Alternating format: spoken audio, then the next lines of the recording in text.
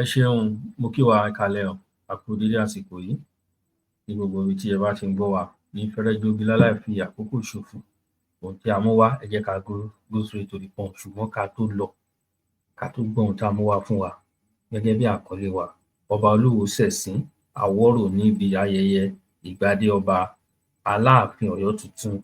Ẹ̀sìn Aworo kò gbúdọ̀ máa irú eléyìí ò gbúdọ̀ máa ṣẹlẹ̀ sí, o lè máa fojú àwọn alálẹ̀ wa gbolẹ̀ kó má ṣẹ̀sín. Ẹ̀sìn yẹn dẹ̀ ṣẹ̀ṣẹ̀ bẹ̀rẹ̀ ni, bẹ́ẹ̀ ni mo sọ.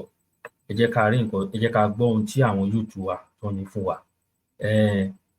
Wọ́n ṣe launching, a fẹ́ ṣe launching láti ó ní àwọn wẹ́bsáìtì kan tó ń design lọ́wọ́ ní agbára Ọlọ́run. Ẹ jẹ́ ká fetí sílẹ̀ sí. Gbogbo àwa Yorùbá Nation Youth ilẹ̀ yìí àti lókè òkun lábẹ́ àkóso olórí ọ̀dọ́ wa Prophet Ayọ̀délé Ológunlolúwa àti Comrade Omeyo ń fi tìfẹ́tìfẹ́ àti ìṣọ̀kan pé gbogbo ọmọ Yorùbá síbi ìfilọ́lẹ̀ àtẹ ìjọba Yorùbá website tó wà fún àwọn ọmọ Yorùbá ní tilé toko dúró fún ìtọ́ni lórí ẹ̀tọ́ wa àti ohun tó yẹ fún wa láti máa ṣe gẹ́gẹ́ bí ọmọ Yorùbá tòótọ́. Bákan náà ni lórí ìjọba Yorùbá website yìí láti mọ ọ̀kan ọ̀jọ̀kan ìlànà ètò nípa ìṣèjọba ilẹ̀ Yorùbá tó ń bọ̀ dẹ̀dẹ̀ bí ọ̀rọ̀ nípa ọmọ ìlú àti ìgbéyàwó ilẹ̀ wa, ètò ààbò tó gbọ̀ngbọ̀n fún ẹ̀mí ti dúkìá ilẹ̀ Yorùbá pátápátá, ọ̀rọ̀ nípa ìwé ìgbélùú wa, ọ̀rọ̀ nìkẹ́rìdò tó ń ti ìwé ìrìnnà fún ìwọléwọ̀de ilẹ̀ wa, ètò tó yanrantí fáwọn òṣìṣẹ́ aṣọ́bodè tó ń ti bóde wa, ètò tó tọ́ fáwọn òṣìṣẹ́ tó ń ṣiṣẹ́ lọ́wọ́lọ́wọ́ àti àwọn tó ti fẹ̀yìntì níbi iṣẹ́ ọba. Bábánbárí ẹ̀ lọ̀rọ̀ nípa owó ilẹ̀ wa tó ń ti dájọ́ òdodo tó wà ní ilẹ̀ wa, iṣẹ́ lọ́pọ̀ yanturu àti ètò ọrọ̀ ajé ilẹ̀ wa tó ń tọ́ka ọ̀jọ̀kan ìlànà amáyédẹrùn gbogbo tá a ti là kalẹ̀ fún orílẹ̀-èdè Yorùbá tó ń bọ̀ láìpẹ́ láìsí tàbí ṣùgbọ́n kankan. Nípa ìjọba Yorùbá wẹ́bsáìtì yìí ní orí ìbéèrè kan tí ò ní ìdáhùn tààrà sí lórí ọ̀rọ̀ ilẹ̀ Yorùbá tó ń tẹ̀tọ́ ìṣèjọba nísọ̀rí security ministry lọ́lọ́kan ọ̀jọ̀kan economy and our culture as well. Ètò bá a ṣe fẹ́ ṣe wọ́n àti ohun tá a fẹ́ ṣe nílẹ̀ wa, what we intend to do and how we are going to achieve them. Kódà lẹ́yìn tó fi dọ́rọ̀ ètò àgbẹ̀ tó jẹ́ iṣẹ́ ilẹ̀ wa lẹ́ẹ̀kan sí i. Akíwakú ìpalẹ̀mọ́ ìfilọ́lẹ̀ ìjọba Yorùbá wẹ́bsáìtì yìí tí ó wáyé lọ́jọ́ 12 oṣù kẹrin ọdún bẹ̀rẹ̀ láago 3 ọ̀sán Yorùbá Land Time lórí ìtàkùn ayélujára Zoom lu meeting ID 880-623-05612 nígbà tí passcode sì jẹ́ 039146. Olùfilọ́lẹ̀ àgbà ọjọ́ náà ni Babawa Emeritus Ọ̀jọ̀gbọ́n Bánjí Akíntóyè tí olóyè Májàsọ́lá Sunday Adéyẹmọ Ìgbòho Òòṣà Architect George Akínọlá Mr. Káyọ̀dé Ẹ̀mọ́lá, gbogbo ọmọ ẹgbẹ́ Yorùbá World Media pátá, Yorùbá Independent Media àti gbogbo ọmọ Yorùbá pátápátá home and diaspora jẹ́ àlejò pàtàkì ọjọ́ náà. Fọ́láyé síwájú sí ẹ kàn sí +44 793 670 9183 tàbí kẹ́pẹ́ +234 703 717 3355. Bákan náà ni ẹ lè pè +1 803 846 1116. Ẹ mọ́ gbàgbé wípé bí ìfilọ́lẹ̀ ìjọba Yorùbá website tó ń bọ̀ yìí gbogbo wa là ń retí ń bẹ̀ o. Olùkéde Yorùbá Nation Youth ní tilé toko. Òun náà ni ẹ ti gbọ́ yẹn. Mo kí gbogbo wa ní gbogbo ibi tí ẹ bá ti ń gbọ́ wa. Gẹ́gẹ́ bí a ṣe sọ, Ọba Oluwo Sesin o, wọ́n recognize gbogbo àwọn first class ọba. Wọ́n ti fi àyè wọn sílẹ̀ fún wọn bó ṣe ń bọ̀. Wọ́n gbé wọn lọ straight sórí ìjókòó wọn. Ó kan tó Olúwo wá ibi tó fẹ́ jókòó sí o, nowhere to be found. Wọ́n ní láti lọ gbé Olúwo síbi tí àwọn baálẹ̀ ìlú, àwọn baálẹ̀ àwọn abúlé kankan, ibi tán fi wọ́n sí, àwọn olórí abúlé, ibi tán fi wọ́n sí, ibẹ̀ náà fi Olúwo sí. Ẹ jẹ́ ká wo bó ṣe ṣe, ó confusing lórí ìdúró ni. Ẹ̀tẹ́ wọlé àrólé Olódùmarè o, ẹ̀tẹ́ wọlé Emir Olúwo bí kò ṣe ní káàdì àti wọlé síbi ìgbàdé Aláàfin Ọ̀yọ́ tuntun tó jẹ. Bẹ́ẹ̀ ni bàbá fapá jánu ló ní kò ṣẹlẹ̀ rí kí leléyìí ó níbi tí wọ́n fi àwọn ọba pàtàkì àwọn ọba àyẹ́sí àwọn ọba ẹ̀yẹ. Bẹ́ẹ̀ lẹ́sẹ̀ mú bàbá tó dúró tí bàbá àrólé Olódùmarè tí wọn ráàyè wọbẹ̀. Bẹ́ẹ̀ náà fi wọ́n ti fi ọ̀dọ̀ àwọn baálé oko kí bàbá lọ jókòó bẹ́ẹ̀.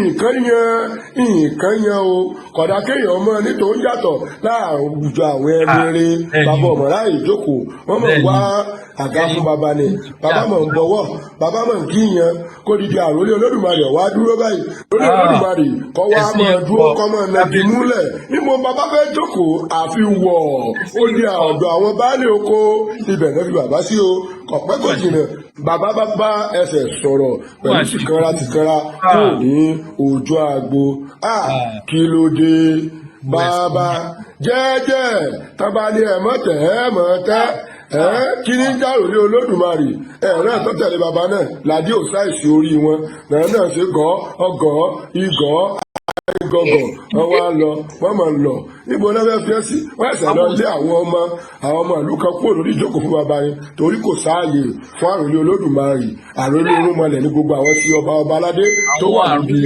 ẹni àyẹ́sí ẹni ẹ̀yẹ níbi tí wọ́n fi wọ́n sí tí wọ́n jókòó tójú wọn rẹwà tó dùn wò àwọn ọba irúnmọlẹ̀ ló jókòó bẹ́ẹ̀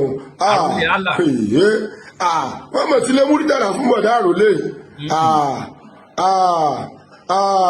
bàbá òtún ní káàdì ìwọlé ṣe bẹ́ẹ̀ ẹ bá wo wájú bàbá gan kò sí gbogbo àwọn nǹkan tó tò síwájú àwọn lọ́balọ́ba yòókù ní iwájú bàbá wa àròlé olódùmarè tí wọ́n pera wọn bọ̀dá wa Emir Rasheed Oluwo.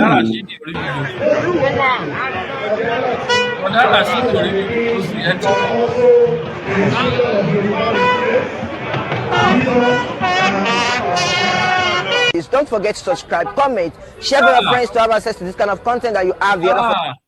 Rashidi. Bọ̀dá Rashidi. Ìlú Ìwó. Gbogbo wọn. Wọn lè ní orúkọ ní history book. Ṣùgbọ́n ìwọ bọ̀dá wa Shehu Rashidi. Bọ̀dá Rashidi. Tọ́ bá o ṣe dáadáa o ṣe dáadáa, wọ́n máa kọ orúkọ ẹ sínú ìwé ìtàn. Orúkọ ẹ ó máa wọnú ìwé ìtàn. Bẹ́ẹ̀ ni àǹtí mi. So àwọn tó ń hèlì ẹ tó bá fẹ́ kọ̀tàn wọn ò lè forúkọ ẹ sí wọn ò lè rántí mọ́ wọ́n exist. Wọ́n torí pé ìwọ jẹ́ ọba wọ́n á kọ ìtàn ẹ. Bẹ́ẹ̀ni wọ́n á kọ ìtàn ẹ wọ́n sì máa padà kọ. Wọ́n á kọ ẹ káre o káre ọmọ ọlá òdì o ọmọ ọlá o ọmọ ọlá ẹ jẹ́ òkà àwọn ọmọ ilé ọba tó máa ń pè lọ́mọ ọlá lọ́dọ̀ tí wọ́n ṣe máa ń kí àwa nìyẹn. Òdì o ọmọ ọlá so òdì o ọmọ ọlá o dájì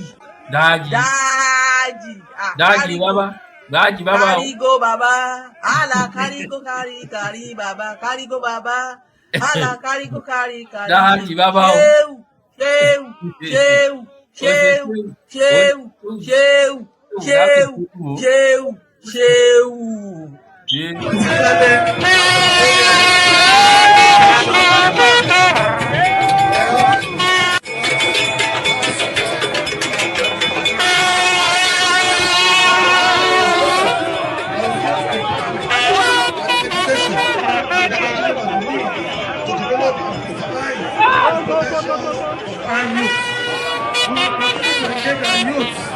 positively by creating opportunities in technology, entrepreneurship,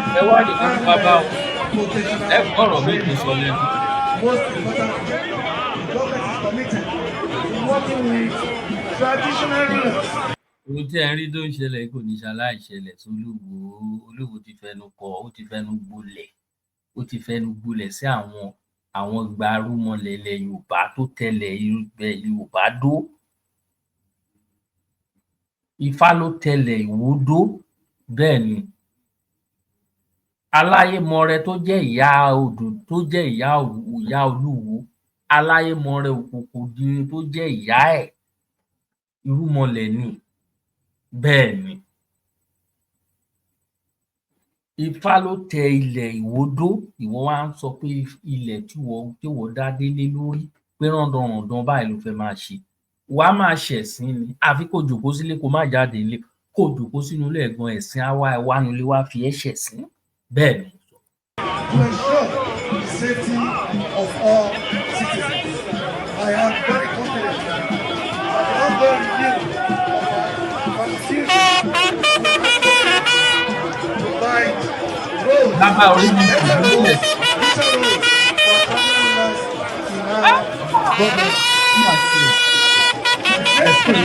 I urge you to recognize this vision and uphold values of peace, tolerance, and development.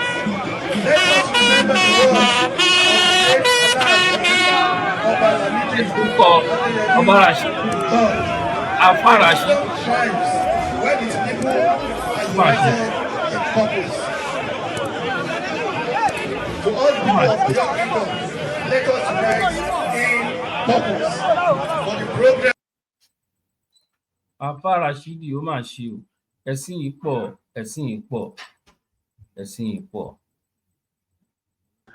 Ọba jẹ tán lágbára bẹ́ẹ̀ tèmi náà wà nínú wọn. Olódùmarè ọba àjíkí ọlọ́run àwọn bàbá wa òun ni ó rán mi sí gbogbo ọba. Ní tó dẹ̀ ní kí n bá wọn sọ òun ni wípé òun lọ́ba o.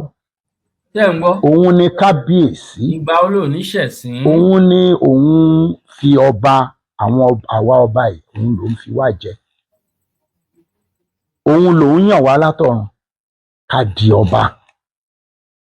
Táwọn èèyàn bá ṣẹ̀ wá rí pé èèyàn dọba wọ́n ṣẹ̀ rí láyé ṣùgbọ́n ọlọ́run ọba ti yàn wá látọ̀run. Ó ní àwa ni àrólé òun lórí ilẹ̀ kí gbogbo ọba Yorùbá kan jẹ́ àrólé Olódùmarè. Ègún ni tí ọba tó bá ń bọ̀rìṣà. Orúkọ ọlọ́run ti wà lára gbogbo ọba ni òun fi ní kí wọ́n máa kí ọba Yorùbá ní kábíyèsí. Tí wọ́n bá ń kí ọba ní kábíyèsí òun ni ọlọ́run fi rólé ní ìlú yẹn gẹ́gẹ́ bí ọlọ́run. Táwọn èèyàn bá ń wá ọlọ́run kan wọ palace lọ kan lọ bá ọba wọn. Ṣùgbọ́n lẹ́yìn nǹkan tí mo sọ yìí ipò Olódùmarè ní kí n sọ fún yín pẹ́yìn làrólé òun kẹ̀sì má bọ̀rìṣà mọ́. Mi ń fọ́ọ̀sì ẹnì kankan ẹni tó bá fẹ́ bọ̀rìṣà kó lọ́ọ́ máa bọ̀rìṣà tiẹ̀. Èmi ń gbọ́ lọ́hùn ga màá sì máa ní kí wọ́n má bọ̀rìṣà. Ẹ̀yin náà ẹ lè sọ fún àwọn èèyàn wọ́n máa bọ òrìṣà kán má sìn ọlọ́run mọ́. Bó bá sì wù yín kẹ́ ní kí wọ́n má bọ̀rìṣà kí wọ́n sì máa sìn ọlọ́run. Ṣùgbọ́n ní ti tèmi o gẹ́gẹ́ bí àrólé Olódùmarè nìkan ni mo ń gbé ga. Ní tí ọlọ́run Olódùmarè náà dẹ̀ sọ fún ọlọ́run àwa Yorùbá ọlọ́run àwọn baba ńlá wa yín tó sọ ní wípé kí n sọ fún yín pẹ̀lú ìkìlọ̀ wípé kí ọba Yorùbá kó má fi orúkọ òun tó ń bẹ lára wọn ká má fi bọ òrìṣà mọ́. Èmi gbọ́dọ̀ máa sọ eléyìí. Ẹ̀yin bàbá wa pàápàá ẹ̀yin bàbá wa tẹ́ ti pẹ́ lórí oyè bàbá Àwùjalẹ̀ ẹ ti mọ̀ọ́tọ́ o. Ẹ sì mọ̀ ẹ́pọ́ lọ́run ní kábíyèsí ẹ sì mọ̀ ẹ́pọ́ lọ́run lò. Àwa náà ń gbàdúrà ẹ ti di over 60 years lórí oyè. Ó bá wù yín tẹ́ bá lè sọ fún àwọn ọmọ Yorùbá pé ẹ̀yin náà àrólé ọlọ́run ni. Bàbá wa Akíolú lẹ́kọ̀ọ́ bàbá Akíolú mo ti mọ̀ gbogbo ìgbà lẹ máa ń sọ pé táwọn bá pè yín kábíyèsí ẹ dá padà ẹ ní kábíyèsí ọlọ́run. Mo mọ̀ ẹ́pẹ́ ti mọ̀ọ́tọ́ o. Ẹ̀yin bàbá yìí ti mọ̀ọ́tọ́. Ẹ̀yin bàbá wa tẹ́ ẹ mọ̀ọ́tọ́ ẹ sọ fáyé ẹ jẹ́ kí Olódùmarè túbọ̀ máa gbéga kí àṣẹ máa wà lórí ilẹ̀. Ọlọ́run máa ń gba ẹ̀ṣẹ̀ bàbá wò lára ọmọ o. Gbogbo ọba ni bàbá ìlú wọn. Àwọn náà bí gbogbo ọmọ tó wà nílùú wọn. Tí wọ́n bá ní wọ́n ń gbẹ̀ṣẹ̀ bàbá wò lára ọmọ ẹ̀ṣẹ̀ tó bá ìlú yẹn bá ṣẹ̀ wọ́n ń gbà wò lára àwọn ọmọ ìlú. Tèmi ó sọ fún yín òun ní pé ọba kò gbọdọ̀ máa bọ òrìṣà. Ẹ̀yin náà lè sọ fáwọn èèyàn ìwọ ọba tó bá fẹ́ máa gbóríṣà ga o lè máa sọ fáwọn èèyàn náà pé kò síjà. Mi ń fọ́ọ̀sì ẹnì kankan mi ń gbọ́bẹ sí yẹn lọ́rùn. Ọ̀rọ̀ ni mo ń sọ. Ẹ má jẹ́ kọ́rọ̀ mi dùn yín. Tí nǹkan tẹ́ ń ṣe ò bá tì yín lójú kò yẹ kọ́rọ̀ mi dùn yín. Ẹ má bọ òrìṣà mọ́. Tán bá ní ajọ́ ọmọ Odùduwà ẹ mọ̀ pé Odùduwà ò bọ òrìṣà kan o. Tẹ́ ẹ bá fún mi ló òrìṣà tó Odùduwà bọ màá fi ọlọ́run sílẹ̀ màá fi Olódùmarè sílẹ̀ òrìṣà yẹn ni màá máa bọ. Nítorí kò sí ẹlòmíì tí Odùduwà sìn tàbí tó bọ àfi Olódùmarè ọba. mo kí gbogbo. ẹ̀sìn tó ṣe ẹ̀sìn Aworo ṣe gbọ́rọ̀ lẹ́nu ẹ̀ eléyìí ẹ̀yin náà dẹ̀ mọ̀ pé kékeré lélẹ̀ nínú àwọn ọ̀rọ̀ tó ti ń sọ so bó ṣe jẹ́ nìyẹn tá a mú wá fún wa nìyẹn ṣe gbọ́.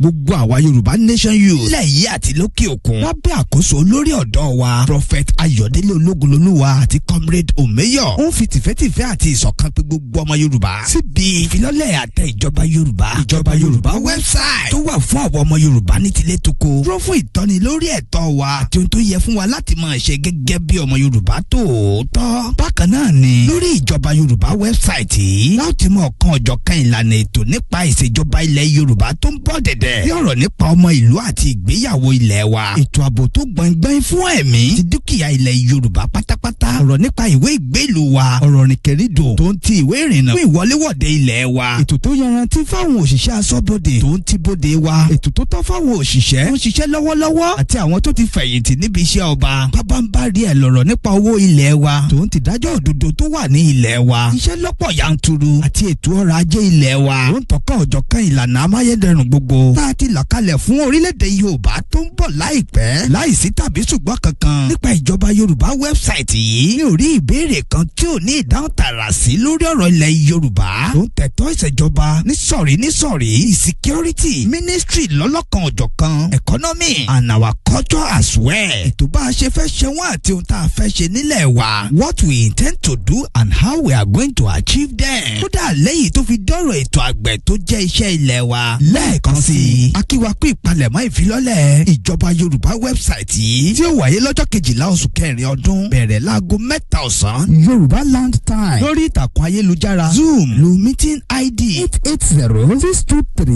880-623-05612 nígbà tí passcode sì jẹ́ 039146 olùfilọ́lẹ̀ àgbà ọjọ́ náà ni babawa emeritus ọ̀jọ̀gbọ́n Bánjí Akíntóyè tí olóyè Májàsọ́lá Sunday Adéyẹmọ Ìgbòho Òòṣà architect George Akínọlá Mr Káyọ̀dé Ẹ̀mọ́lá gbogbo ọmọ ẹgbẹ́ Yorùbá World Media pátá Yorùbá Independent Media àti gbogbo ọmọ Yorùbá pátápátá home and diaspora jẹ́ àlejò pàtàkì ọjọ́ náà wàlàyé síwájú sí ẹ kàn sí +44 793 670 9183 tàbí kẹ́pẹ́ +234 703 717 3355 bákan náà ní ẹ lè pè +1 803 846 1116 ẹ mọ́ gbàgbé wípé bí ìfilọ́lẹ̀ ìjọba Yorùbá website tó ń bọ̀ yìí gbogbo wa là ń retí ń bẹ̀ o olùkéde Yorùbá Nation Youth ní tilé toko.